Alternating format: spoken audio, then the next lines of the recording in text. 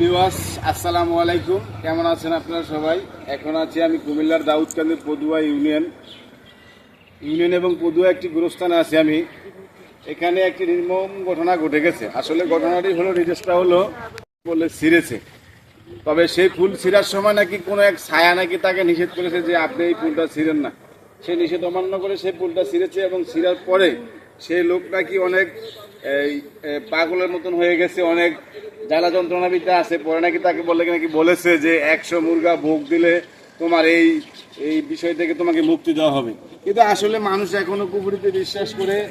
আল্লাহ রাসূল বলেছেন পরিষ্কার পরিচ্ছন্নতা আল্লাহ রাসূল পছন্দ করে। সেক্ষেত্রে একটি কবরের মাঝে 100 মুরগা এনে জবাই করে বিছানায় দেওয়ার মানে পরিবেশ নষ্ট করা। এবং আমি বুঝতে পারছি যেটা যে আসলে এগুলা বিশ্বাসজনক বিষয় না, এগুলো একটা আবেগ মানুষের। আসলে এটা বিশ্বাস করারই মতো না। এরকম বলতে কিছু নেই পৃথিবীতে। আল্লাহ রাসূলের বাইরে কিছু নাই, ঠিক আছে? এখন সে ব্যক্তি এই যে পরিবেশটা নষ্ট করলো, দেখেন একটা কবরের ভিতরে কতগুলা মুরগা জবাই করে এনে দিয়ে রাখছে। পরিবেশ এগুলো এখান থেকে দুর্গন্ধ ছড়াবে এবং কবরস্থানের পরিবেশ নষ্ট হবে, কুকুর জড়ো হবে। এটা কিন্তু ঠিক হলো না। তা আমি বলবো যে কুফরিকেও বিশ্বাস করবেন না, এটা অন্তপক্ষে আমি বিশ্বাস করি না। আমি এক আল্লাহ রাসূল ছাড়া কিছু বিশ্বাস করি না। কিন্তু এই ব্যক্তি কবরস্থানে 100 মুরগা ভোগ দিয়েছে, সেই রক্ত নাকি পান করেছে, তারপরে নাকি তাকে মুক্তি দেওয়া হয়েছে। আসলে এই বিষয়টি কতটুকু সত্য মিথ্যা আসলে এটা আপনারা যাচাই করবেন। এবং এটা আসলে কাজটা কি ঠিক হলো না ব্যাঠিক হলো সেটা কমেন্টে এসে রিপ্লাই কমেন্ট করবেন, ঠিক আছে?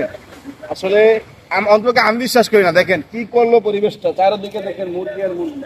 100 মুরগি এখানে জবাই করে পরিবেশটা নষ্ট করে দিয়ে গেল একটা কবরস্থানে। এরকম কারণ আমি কমিটির দৃষ্টি আকর্ষণ করছি, কবরস্থানের কমিটির দৃষ্টি আকর্ষণ করছি এবং এলাকাবাসীর কিছু মানুষের দৃষ্টি আকর্ষণ করছি দ্রুত এগুলো পরিষ্কার করার জন্য। এগুলো কুফরি, এগুলো বিশ্বাস নয়, এটি অযৌক্তিক কার্যকলাপ।